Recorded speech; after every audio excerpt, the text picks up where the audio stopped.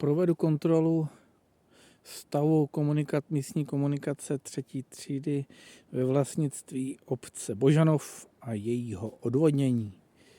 Tak cesta k Machovskému kříži, voda už odtéká, je to udělaný z vodnice vody na prd. No, tak tohle opravdu, no, tak funguje to, ale tohle se nepovedlo.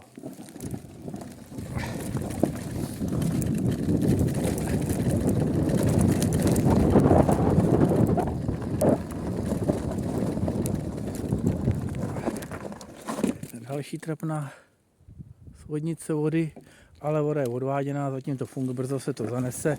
Když pojedou nákladní auta, tak to oštípu. A kam pak nám ta voda teče?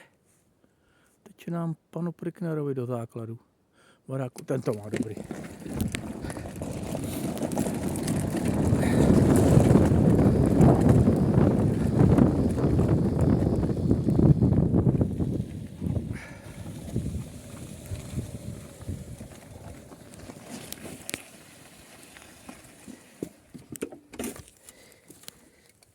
Tak vlastník komunikace je povinen starat se o příkopy. Asi do 30. listopadu to má být vybraný. Tady se na to obec Božanov úplně vykašlala. Prostě mají to na háku. Tady je zřejmě značka, že část příkopají Františka Roubala. Jsem přesvědčen, že se jedná o veřejné prostranství ze své podstaty. Takže i když František nebude chtít, příkop se musí vykopat. Dřiště ale je potřeba přesadit o 3 metry. Občanský zákoník, keře od sousedního pozemku, když vlastník nesouhlasí s výsadbou, musí být alespoň 1,5 metru. To znamená, tady když máme tohleto, to je jako zřejmě před kraj příkopu je Františka, tak ty keře mají být vysázený. Já to vyznačím. Tady vyznačím, přesázet na náklady obce. Z vodnici vody obec zřejmě čistí a je to znát. Stejně, ale pořád je tady písek. No a tohle je hodně ubohý.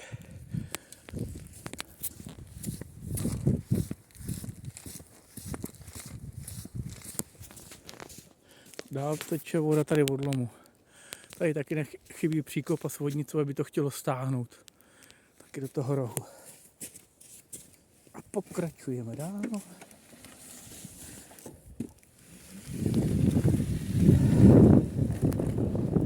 No, příkop, voda nemá kam odtejkat, teče po silnici.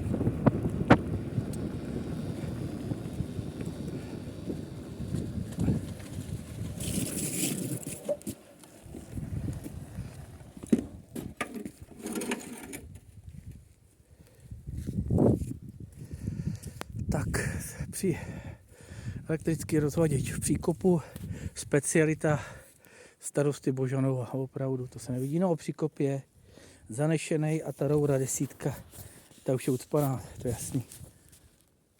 Má být 40.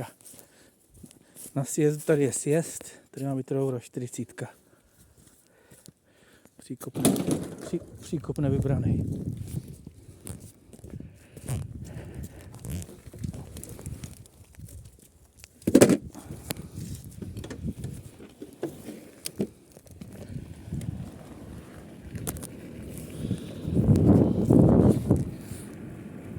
Celkově je cesta popraskaná. Zase ucpaný příkop a voda teče po silnici, kde v zimě zmrzne. Tak tady další sjezd, takže tady je to úmyslně zasypané. Tohle to se vymlela voda, no a příkop neexistuje. Voda teče po silnici. K tomuhle já to tady vyznačím. No. Das ist Scheiße. Das ist große Scheiße. Takže to chce vybrat a tu vodu stahovat ze silnice do příkopu. No jo, Ale kam s tou vodou? Tady je dolní zásobník vody. V Božanově je pitné vody dost a je levná.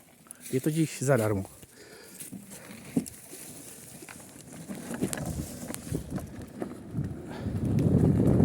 Cesta popraskaná.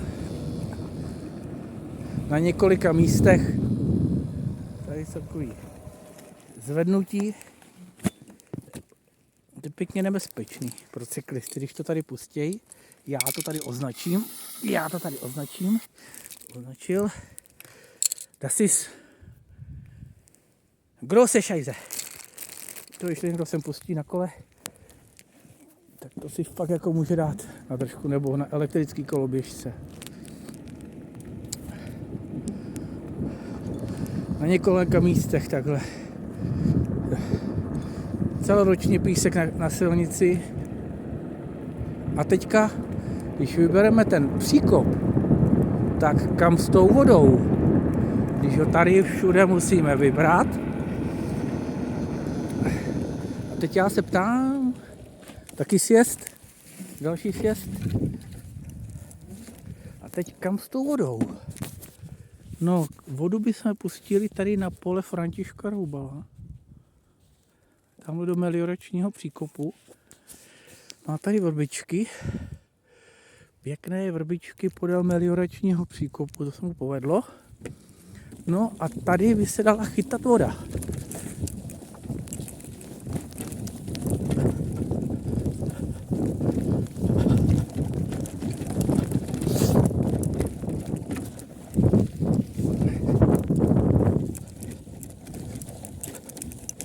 Po soukromém pozemku můžu jezdit, svoboda pohybu ve volné krajině, nepoškozuju. Tady můžu chodit.